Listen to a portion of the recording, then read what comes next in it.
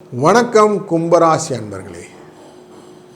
உங்களுடைய ராசியின் 12ஆம் இடத்திற்கு வரக்கூடிய உங்கள் ராசிக்குள்ளரே வரக்கூடிய சந்திர பகவானின் பயணம் இந்த வாரத்தில் மூல நட்சத்திரத்திலிருந்து சதயம் வரைக்கும் இருக்குது.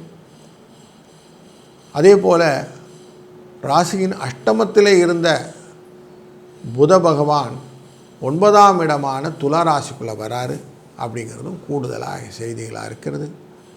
9ஆம் இடத்திலே வருவது மட்டுமல்லாமல் குருவினால் பார்க்கப்படுகிறார். அப்படிங்கிறது சிறப்பு. குருவினால் பார்க்கப்பட்டு அவர் தன் பார்வையை 3ஆம் இடமான மேஷராசியின் மேலே வைப்பதும் அங்கேயே செவ்வாயின் பார்வை பதிந்திருப்பதும் முயற்சி நல்லதொரு பலனை தருவதாக அமைகிறது. பணம் தனலாபம் போன்றவை வரும். சின்ன சின்ன காரிய தடைகள் இருந்தாலும் வெற்றி என்ற இலக்கை நீங்கள் அடைந்து விடலாம். சில அன்பர்களுக்கு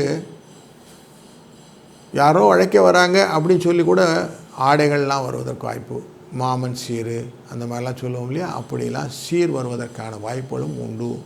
இது எல்லாமே உங்களுக்கு நல்லதொரு வைபை கிரியேட் பண்ணக்கூடிய நல்ல விஷயம் நடக்க போகுது. மகா நவமி அன்று சரஸ்வதி பூஜை, ஆயுத பூஜை எல்லாம் கொண்டாடிவிட்டு சனி பிரதோஷத்தன்று அவசியம் சனி தேவதைக்கு உகந்த இந்த ஈஸ்வர வழிபாடு ரொம்ப முக்கியம். பிரதோஷ வழிபாடு முக்கியம்.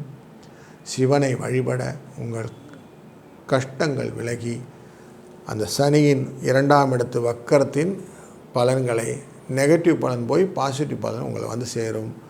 அதனால் இந்த வாரத்தை அழகாக யூஸ் பண்ணிக்கோங்க. வாழ்க வளத்துடன்.